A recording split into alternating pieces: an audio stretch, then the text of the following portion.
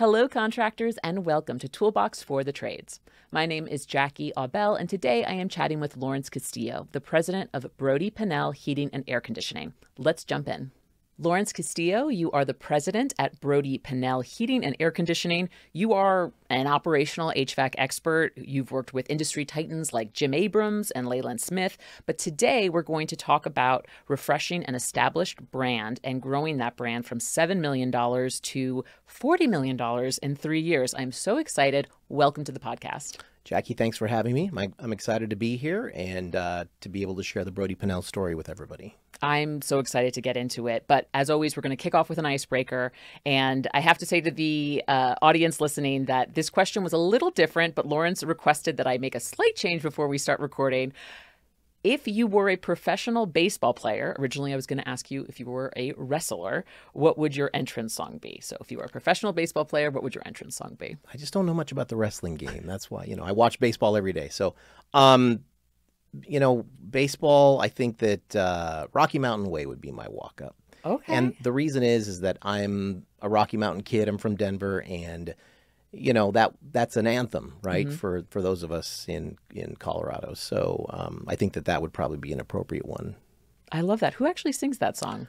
That was Joe Walsh, Okay. and a friend of mine was the co-writer of that. His name is Kenny Passarelli, and he performed on and with Elton John and Dan Fogelberg and Hall & Oates, and he was a studio musician, but he was a traveling musician. But he co-wrote that song, and he's had a nice life without having to pay for anything because of that one song. So I think we've only been recording for about 2 minutes, but I believe we've dropped collectively between you and I about 5 or 6 names on the floor. So I would love to talk to you about your friend who somehow has performed with Elton John. What a story. But we are here to talk about Brody Pennell. So I'm going to do my best to stay on task, but feel free to interject Elton stories throughout as you see fit. I will save those for later, yes. All right, fantastic. So how did you get into the trades? This happened some 25 years ago. It was nothing that was ever, on the horizon for me. And I had a friend who had a little company in Simi Valley. And Frank Nascimento, if you're out there, thank you for pulling me in and trusting me with your business when I had no experience in heating and air conditioning. But he was struggling. He was a small residential contractor, and he was just sort of upside down. Invited me in, wanted me to be his general manager. So I started in there on day one with no experience and, really walked in the door and just eyes wide open. I really had to learn everything and, had never been through any schooling, didn't have really any mentors, and just started that way and walked in the door, and there were a bunch of books on the shelf that said Airtime 500, and these were the Jim Abrams, John Young stuff. And I started by opening the books and reading the books and riding along with the technicians and sitting in the office next to the ladies booking the calls and doing the accounting, and just learned it that way. And, we really turned that business around fairly quickly and ended up selling it to a national consolidator like 18 months later. Oh my goodness. It was baptism by fire. I really just had no idea what I was doing, but really learned quickly that it was something I thought I could be really good at. And, here we are all these years later. So started in a little office in Simi Valley. We shared the parking lot with a plumbing company called Dutton, which is Gettle owns that now. And small beginnings, we were just little. We had 10, 12 trucks. And, the problems those days were a little different, right? The guys were driving around with Thomas Brothers maps, and there were no GPS.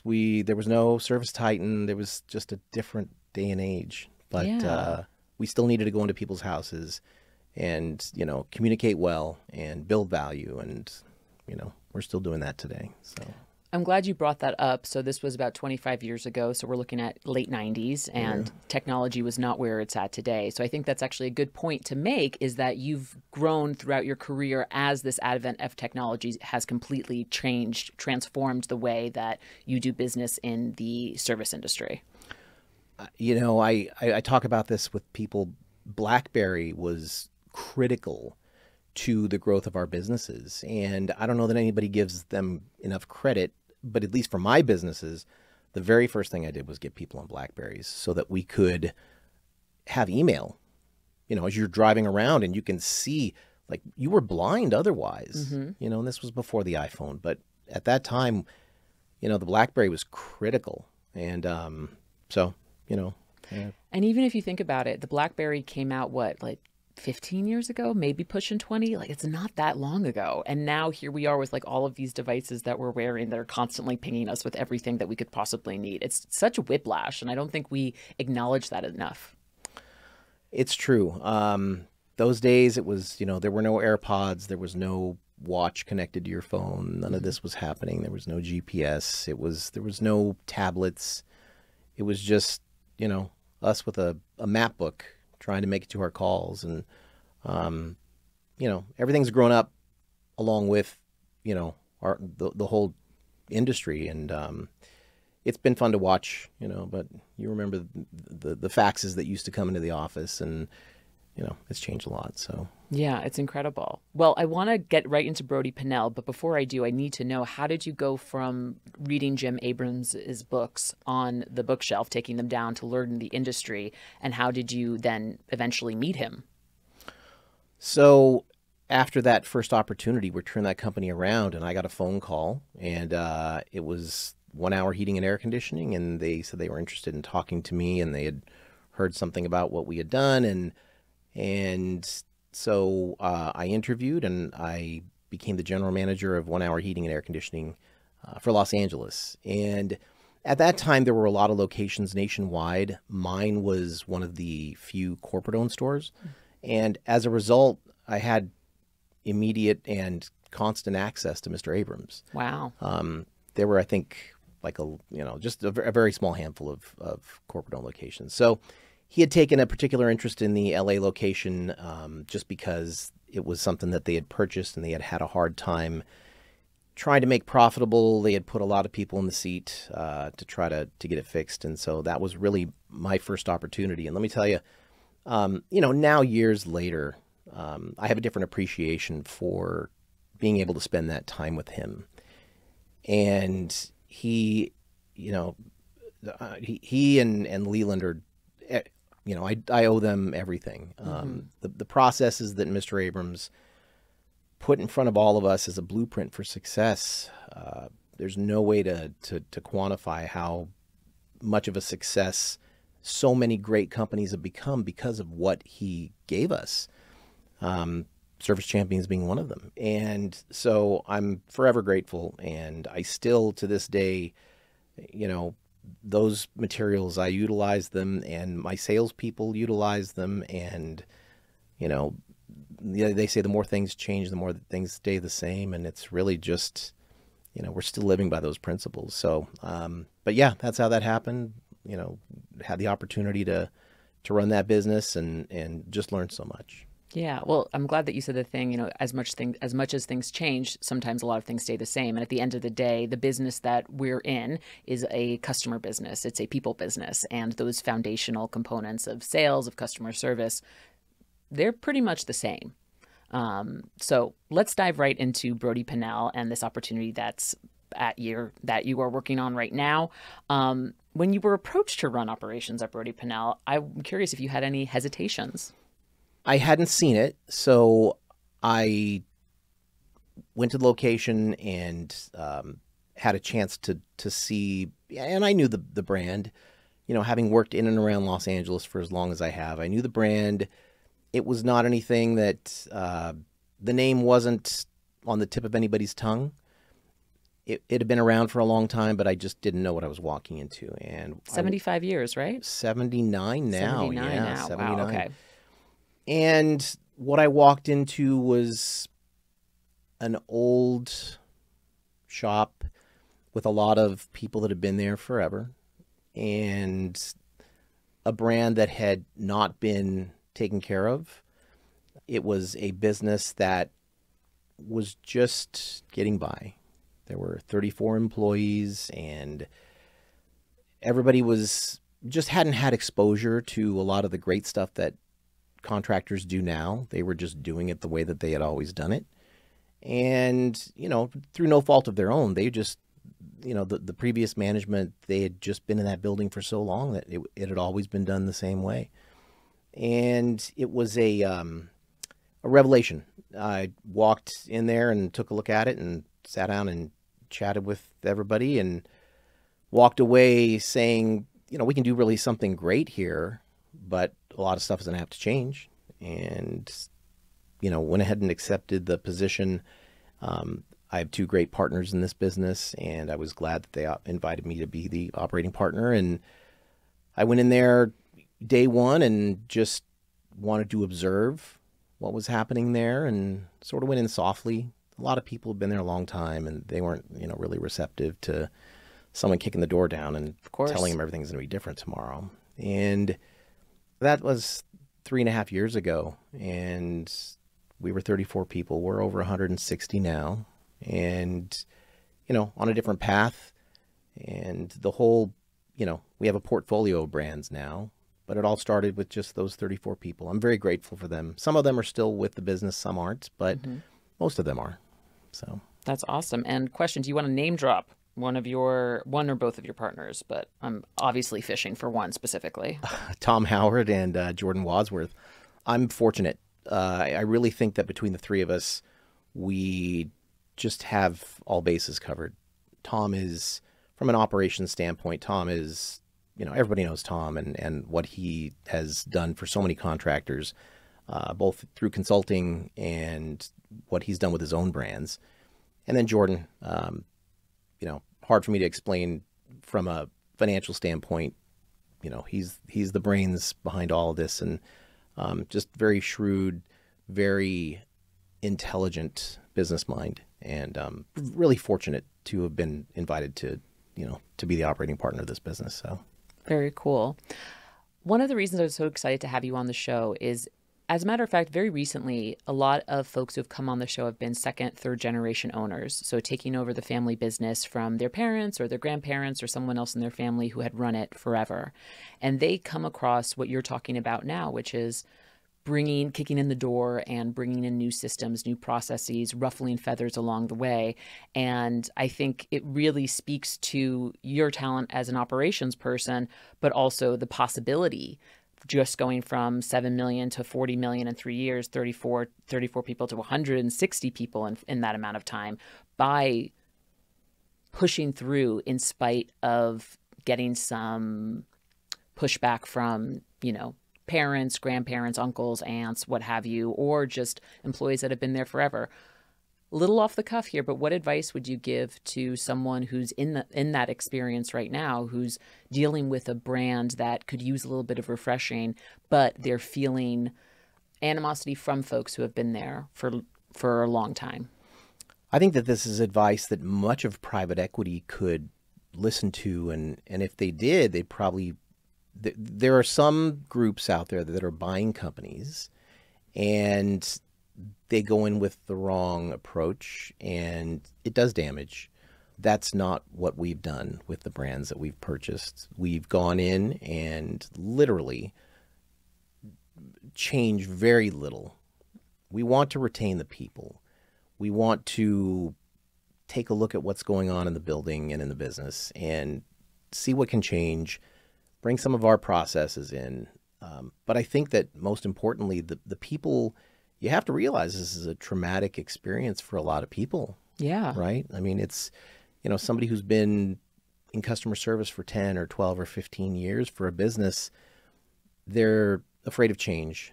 They're used to what they've been doing, and they probably look at it thinking, I'm going to lose my job, right?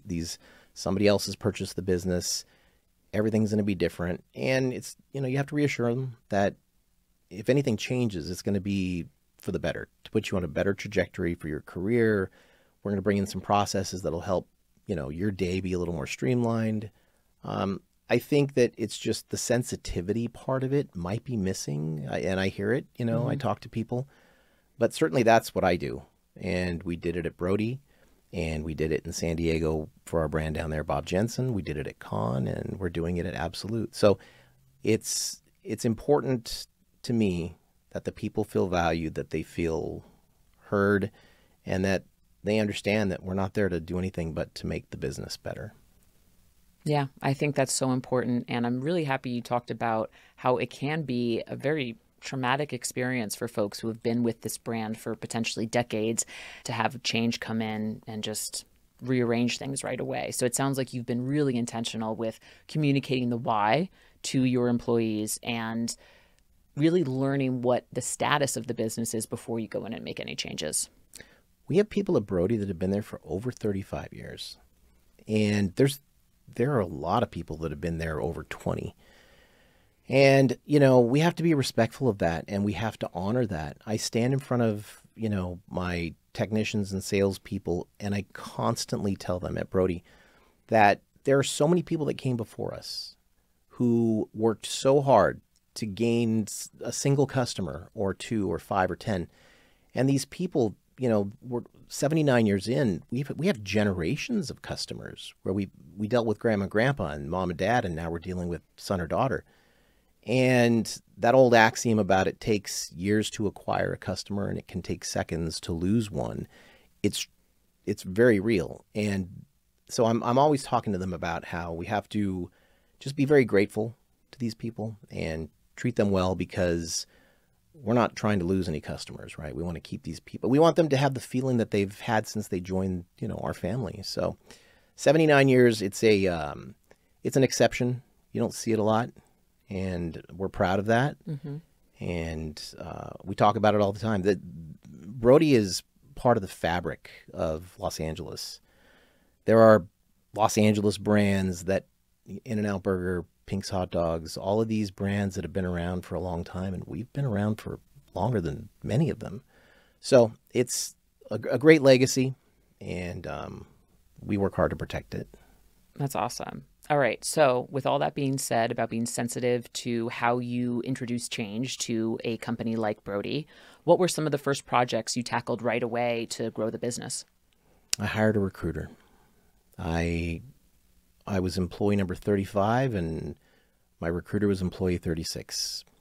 There's no way to grow the business without having somebody dedicating 40 hours a week to that task. And with as much as I knew that I had on my plate, there were processes and things that needed to change in the business. I wasn't going to have time to interview talent, source talent, do any of that stuff. So I hired someone to recruit, and it's truly a full-time job, and especially when you're trying to scale. And so we've added 130 bodies, I think, over the last 3 years. And, we're doing the same things at the other brands as well. But that was the very first thing, to make sure that we had somebody that could start to replenish talent in case we walked in and there were people that just didn't want to be there. But certainly to add. So that was the first thing, getting us on the road to building the business up to where we wanted it to be. Aside from that, it was just sort of sitting in the back of the room for meetings and sitting in the call center. And, I really haven't thought about this a lot, but I would sit there in accounting. I would sit in the call center, and it was just me and these 34 people. And, I was taking my notes and listening and observing, and you implement a little bit every day. And, you call them in the meeting room and you go over why we're going to change something. And, you have to answer all the questions and, calm everybody down a little bit. And you just do a little bit of that every day. And before you know it, you have some momentum, and they understand and they believe that what you're bringing to them is something that can help them. And all of a sudden your 34 people becomes 40 and 45 and 60. And then you can't fit in that little building anymore, and you have to find another building, and you get into that bigger building, and then you add another 100 and whatever people, and then you don't have any parking, and you start thinking about another building. So Sure. That's where we're at right now. But Dang, 2 buildings. One in North Hollywood that we're just signing a lease for. So Oh, I love North Hollywood. Yeah. Great spot. It's great. It's close to freeway access. Freeway, that's right off the 170. critical to anyone here who would love to visit me at the studio in Burbank. Freeway access. Do it. I think that's really wonderful. Are there any other processes or systems that you put in place besides the recruiter? And I'm glad that you really spoke to the fact that the recruiter was the first person to bring on, so you could have someone who is dedicated to replenishing talent and hiring new talent. Any type of systems or processes that the folks listening may recognize, like, oh, I had to put in, I'm not sure, this type of system to make sure that we were following up on all of our estimates or anything like that? Lots. I was fortunate that they had converted to ServiceTitan just before I arrived. They had just bought the business months before, but they had already done the conversion.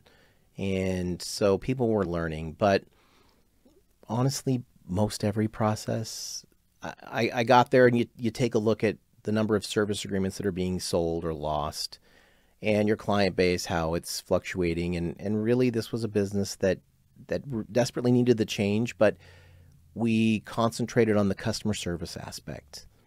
We needed to sign up more customers on service agreements. We needed reviews. I got there and there were 250 Google reviews, and we're bumping up against 3,000. We'll hit 3,000 next month. Congratulations. Thank you. And it was the same thing for Yelp. Just, nobody was working on the types of things that were going to help to attract business. And so we just rededicated ourselves to that. We changed, we rewrapped all the trucks and got a new fleet and new website and new building and new uniforms, and literally everything started over. But, the logo didn't change and we kept that. And, it's everybody in West Los Angeles is quite used to seeing that on a truck. So, but I think that we're in such a different place now. The familiarity with the brand is absolute. But I think that what we've done to increase our market share has been significant. So yeah, it's so interesting. I hear about these brands that have been around for a while. Again, these legacy brands that now second, third generation are taking on. And it's that simple thing of soliciting Yelp reviews, soliciting Google reviews that can really just boost you in this really phenomenal way. And I guess that we can kind of speak to being proactive versus reactive. And it's sounding to me, correct me if I'm wrong, that Brody Pennell, prior to it being purchased by Tom and Jordan and then you coming on, was very reactive. Like, okay, we get calls from our customer base that knows us and trusts us, and we respond to those calls. But it was never really thinking proactively about growth strategy. Would you agree with that? 100%. I think that everybody needed to be retrained. They just were used to doing things the same way for so long. And I had the good fortune to work at a company called Service Champions. And there was so much great and incredible stuff that went on inside of that building. I was able to take all of that and put it in my back pocket. And, you show up at a place like Brody and like they've never seen nor heard of any of that kind of smart stuff. So Sure. Showing them different ways to book calls, to organize technicians, to dispatch calls, it was everything. Everything needed to change, and it did. And I think that we started to hire important pieces in management, and we're at a place now where we have a training school, right? Like I know. it's so we're a different business now, but everybody that has stuck around, which is most of those 34 people, I think that when we talk about it and laugh about it, they really feel great about being along for the ride. It's been a really special thing. Certainly one of the coolest things that I've ever done. So That's awesome. You don't have to answer this if you don't want to, but I think that people would be interested in this. Out of those 34 people, how many did you lose from the growth? of the 34, we probably still have 20, I think it's 23 or 24. Okay. And some of those That's people and we didn't, it's not because we terminated the other 9. It's just, not everybody is going to go along for the entire ride with you. One technician went to work for LAUSD. One of them retired a couple days ago. It's, there's just a lot of reasons, but most of them have been there. And I think they had stayed there for so long because it's a good company and they were devoted people. And, when you sharpen up their skill set a little bit with some new tools, you really find out that, wow, these are great pieces. We had a good little core to work with. So most of them are still there. And I've been meaning to gather them for a picture.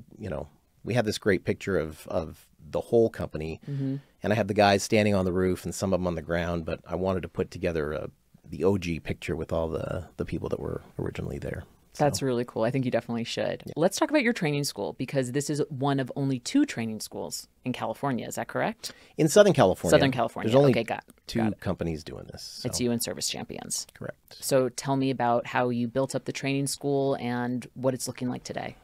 We started this. This was an initiative that I had dreamed about. You know, you walk in and there are 34 people. And when you have limited resources and you know, there's no one doing the training, and it's just, how do we grow and scale this business when we're this small? So, you know, my thought was, let's just start with some trade school students. So we started combing through applications and looking on Indeed for resumes from trade school students, and would find them and interviewed some and hired a onesie twosie, and then decided that wasn't going to be enough to support what we needed. I reached out, had my recruiter reach out, and got close to 5 different trade schools, close enough where I was going to the locations and speaking to the students, where I was having them bring their students to our location to look at what we were doing. I would sit in on their curriculum meetings and help them with that. I was donating equipment, anything I could do to build that relationship. So that when people were graduating, and they're graduating people every month, and they have to place 70% of them in jobs, or their subsidies go away. So they're highly incentivized to place these people. We are just getting close to them, and all of a sudden there's more people coming our way, and which helped. It was sustainable for a while, but really the plan was to be a much bigger business. So finally, it just became, let's just start our own school. So hired away really the best trainer that one of them had, and went ahead and started the school. And, you know, we went through the process of lots of people wanted to be in this school. And so we just graduated our first class of, I think, 14 or 15 people in April. Second class is well underway. And really the beauty of this is that we're very intentionally hiring people for the school for each of the brands. It's not just for Brody. We have some people from San Diego that are attending.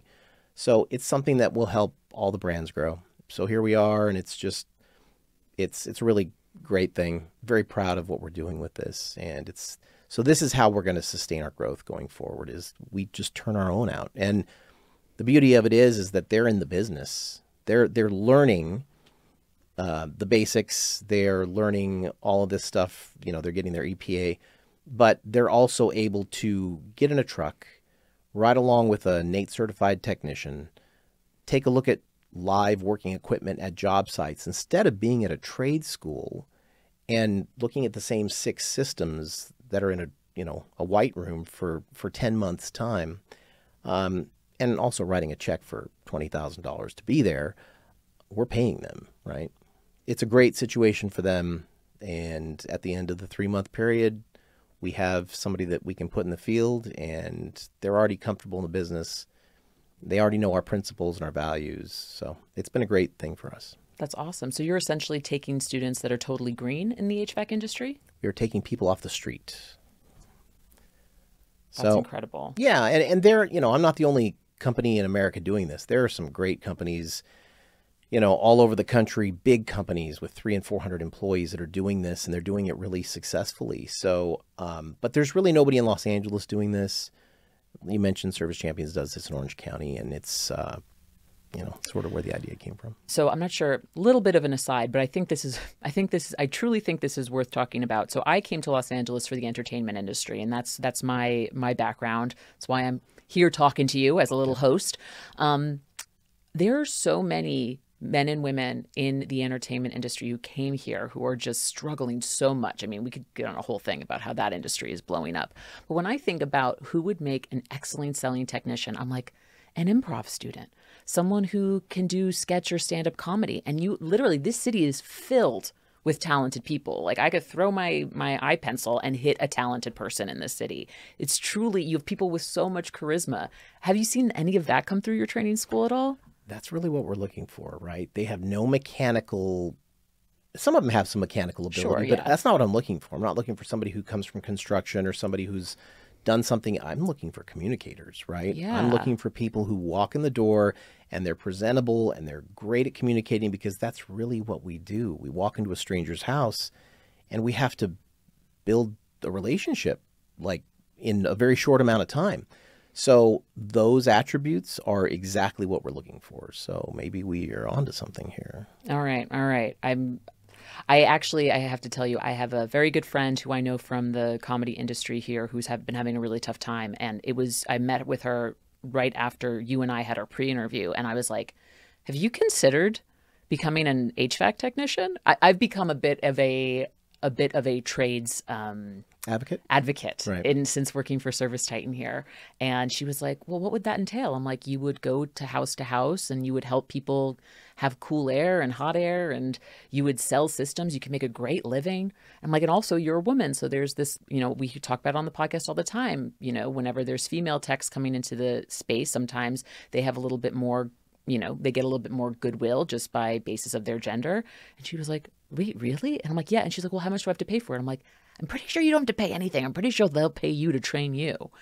So You can give me her number afterwards, but there's so much truth in this. I've had a number of female technicians or salespeople, and they've always done really well. And I think that it's a different thing for the homeowner to get the knock on the door and it's a female, and it changes their perspective about everything. The ones that have worked for me have just been top of the class, super successful, and we don't see enough of them. yeah, We really don't. yeah. Trades So, advocate here. That's what I'm trying to do with the show. yes. All right. I'm having so much fun talking to you. You're a wealth of knowledge. I want to speak to you specifically about Los Angeles weather, especially on the west side, because it's fairly temperate. And I want to know how your team creates their own urgency when Mother Nature doesn't do it for them.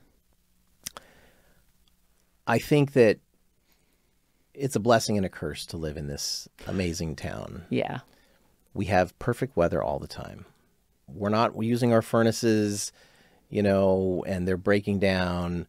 And in the LA basin, we're not blowing air conditioning every day, even in July, August. It's just, today's in the basin, it's in the 60s, right? And, the San Fernando Valley, the Inland Empire, all these other places, it's much different.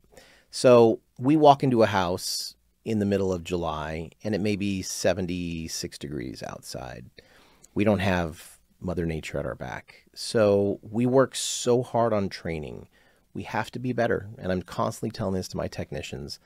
We have to be better than the guys in all the other cities. The guys that get to wake up and go to a no cooling breakdown because it's 102 degrees somewhere, or with the no heat breakdown because it was 19 degrees overnight. We don't have any of that. So we have to be better. We have to create our own urgency. And the way that we create our urgency is to go into a house and put on the kind of show that they've never seen from a service company before, build an incredible relationship, clean the system like they've never seen it cleaned, and show them that we're different, and explain to them and educate them throughout the process so that they understand why they need us to be out there every year to do the maintenance. Because so many people buy a system and they forget about it. And they don't realize heavy mechanical equipment we need to change filters, we need to check refrigerant levels, and we need to do all this stuff. And unless you're educating them, they don't know. Mm-hmm. They don't know. They just turn on their thermostat and, the air blows, and when it doesn't blow, they call somebody. They're not educated. So we have to do that, and we have to be great at it, and we have to impart knowledge. We have to be the expert. And so we work really hard on that. Right now, we are spending a couple hours, every morning in our business training, because we have people, like I said, that have been there for 30 years, and I have people that have been in the field for 3 months from the school. So everybody is subject to the same education. So we do that every morning. When I say every morning, I mean every morning we do that. So we just, we have to be better in Los Angeles, and it. Yep. We just don't have, we don't have Mother Nature at our back. So I live in Glendale, so it does get pretty hot there. But whenever I'm at the west side, it really is. I cannot emphasize this enough. Going from Glendale, which could be like 95, 100 degrees in this like heat of the summer, and then visiting a friend on the west side and it's 75 degrees. It's like such a trip. So I can only imagine that. this Brody is in Culver City. Yep. And it is in the mornings, the heaters are blowing in the building, and there's sometimes some condensation on the windshields, and we're in May. This isn't the valley. So yeah, we have to work harder, and I would like to think that we do a great job of that, and it shows in the results. I think the numbers speak for themselves that you guys do a great job of that. So well done to you and your team. Thank you. What's next for Brody Pennell, and how are you planning to make it happen? So our portfolio of brands is now 4, and I think that it's important for us that these are legacy brands. These are businesses that have been around for a while, and we're just trying to take care of the customers. When you have different businesses, you're trying to find some uniformity in what you do, whether it's the way you run a call, whether it's the way that you pay people, the benefits. There's so much that you're trying to align. And so we've been able to successfully do this. And I don't know, our portfolio might grow a little more. But for now, it's just to train and have a bunch of people that are an army of expert communicators and educators that go out and give great customer service. The volume of 5-star reviews that come in to all of our businesses on a daily basis, I'm so proud. I'm so proud of the work that we do in the field and the customer satisfaction that we're able to deliver.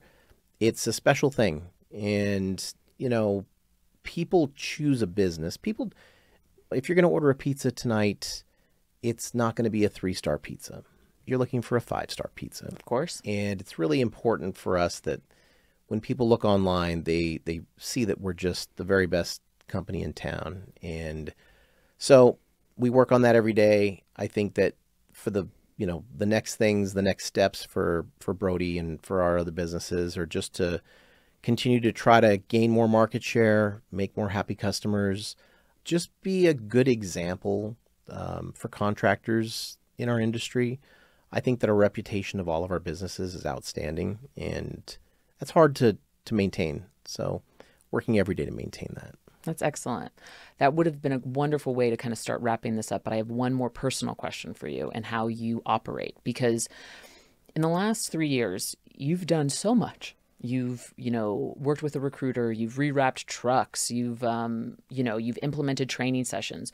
You told me you've developed relationships with local trade schools. When I think about that as an individual's output of work, that just blows my mind. Not to mention you taking time with each of the departments at Brody Pennell when you first came on to learn and understand how they did things and why they did them.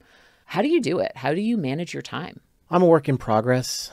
I don't know that I'm doing a great job of it, but that's in my own eyes. You try to balance a family and the businesses and the people that need you. And if you're good at it, you replace yourself in the business, you delegate. And that's something that it took me a long time to get done at Brody, just because so much needed to be done. And I knew, like, it was all sort of swimming around in my head. I knew what had to happen. And, I'm comfortable that I'm at the point where I don't need to be there every day. Today I was at Con.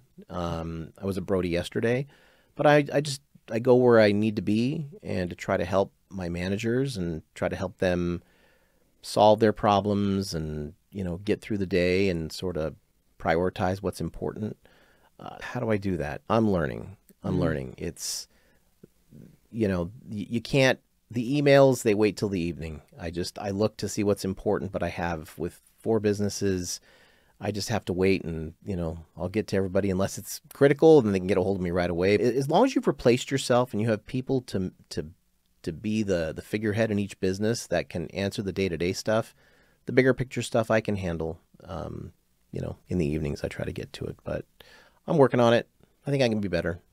Yeah. So. Honest answer. And I appreciate that. And I'm sure everyone else will kind of will have a sigh of relief upon hearing that answer. It's such a hard thing. And, I have the privilege of doing the show and talking with people that have really achieved phenomenal stuff, yourself included. And I think it's important to acknowledge that, every day's, You can't get to it all in one day. You're just one person. I am like every day I look at how I can be better, right? And, I see some of the folks that have really achieved enormous success in our industry. And every chance I get, I try to, chat with those folks and pick their brain and to try to see how, they manage things like that, right? Our industry in the last few years has become so great because I've seen such a willingness of contractors to help each other. And I try to do the same. If people reach out to me, I try to be there for them and provide whatever guidance I can. But I'm no exception. I think a lot of people do this better than I am. And, I'm more than willing to humble myself and ask what other people are doing if it works. So awesome. All right. Final question, Lawrence, unless there's anything else you want to talk about that we didn't get a chance to. No, I think we've covered a lot of stuff here. We did, and it was excellent. Thank you. I would love to know, what are you listening to, watching, or reading right now? Music, audiobooks, albums, shows, what have you? I mentioned Jim Abrams earlier in the podcast, and I still, his book, Contractor's Guide to Success, it still is, it's always been in my desk wherever I've been. There isn't a book that's ever been more important to my career. As a leader, my job is to lead people every day. And I have some books. And here's the thing, I'm a college football fan, right? And I often look at the coaches in college football and I see what they do with, they're leading, 120, 130 men. And honestly, that's sort of what I'm doing, right? But, they take their hint from you. And I picked up Deion Sanders' book recently. I went to the University of Colorado, so he's the coach of the football team there. And I think he's a great motivator and so inspirational. And I watch him talk to his team, and I watch the way that what he's doing with those folks, and it's special. So I've been reading that. There's something by a guy named PJ Fleck, who is the head coach at the University of Minnesota, and love what he's doing. And I have he lights a candle. First thing he does is get to work. He's the first guy in the building every day, and he lights a candle, and he lights that candle on his desk because he says that he needs to be a light for all of his people. And it's these things. I watch these guys, and it's just, what they do is really special to unify and to build something. And that's really what we're trying to do. We're just trying to bring people together, build something special, and deliver a great experience for our customers. So that's probably what I'm looking at right now. That's amazing. A wonderful way to end today's episode. Lawrence, thank you so much for being a guest on Toolbox for the Trades. Thank you for having me. I've had a great time, and I've watched and listened for a long time, so I appreciate you letting me share my story. Oh my goodness, it was my pleasure. This was wonderful. So thank you again.